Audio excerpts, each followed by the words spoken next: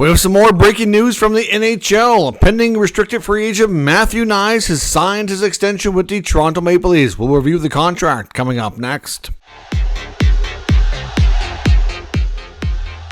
So welcome back to another video here at Top Shelf Hockey. As I mentioned, we have some pretty substantial NHL news regarding the Toronto Maple Leafs and pending RFA forward Matthew Knies, who will no longer be subject to even consider an offer sheet, which I don't think he would have anyways, but he has signed his extension with the Toronto Maple Leafs, and I must say, I think it's a pretty fair deal. It's a 6-year contract with an average annual value of $7.75 million.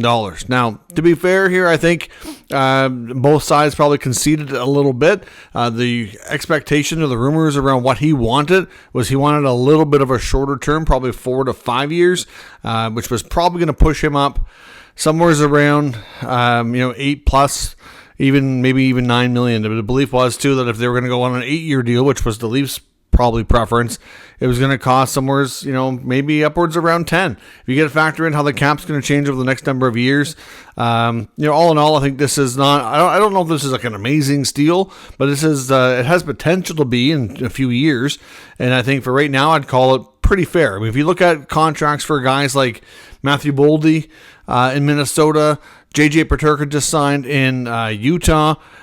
Similar, very good comparables, I think. And I think this is a pretty fair contract. Overall, if you look at AFP Analytics, which is my go-to resource for contract predictions, it's not far off. It's not far off the bit at all. They had done for a 7-year deal around $7.2 and change million, like $7.25 or something like that. So all in all, it's pretty darn close to what a lot of the models have predicted as being a good contract, what the expectation or comparable should have been. So obviously with the Tavares deal and the Knies deal, I think Brad Treliving has done some good work. I will give him credit for that. I think we have a new era in Toronto. I think it's fair to say that the days of overpaying everybody is done with. At least it looks that way.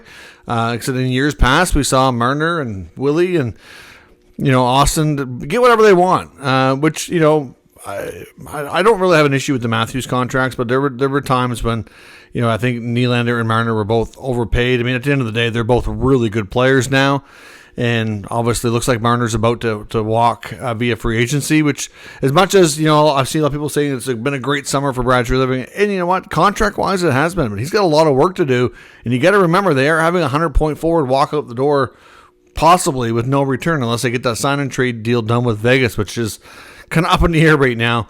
So, all in all, though, in this situation for Knies, I think, like I said, he wanted a shorter term. They probably wanted, a longer term, so there's concession there. Meet in the middle.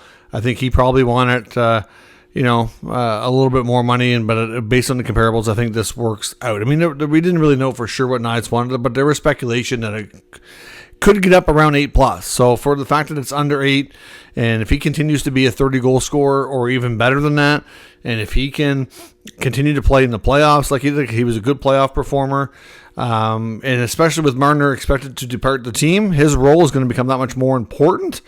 He should see even more top-line minutes, even more power play. Everything's going to increase for Knies and his role and everything with the Maple Leafs. So I think this is going to be a good aging contract. You factor in that the cap increases that we're expected to see in the next couple of years alone, not even to mention years 4, 5, or 6. That alone would basically, by the third year of the contract, it would be the equivalent of a $6 million contract today. So that's how much the value of the contract is going to change just with the cap going up. So that's pretty substantial. So if he can at least play at the level of a $6 million player, it's going to age well. So I don't really have any concerns about it. Like I said, I think he could have got a little bit more.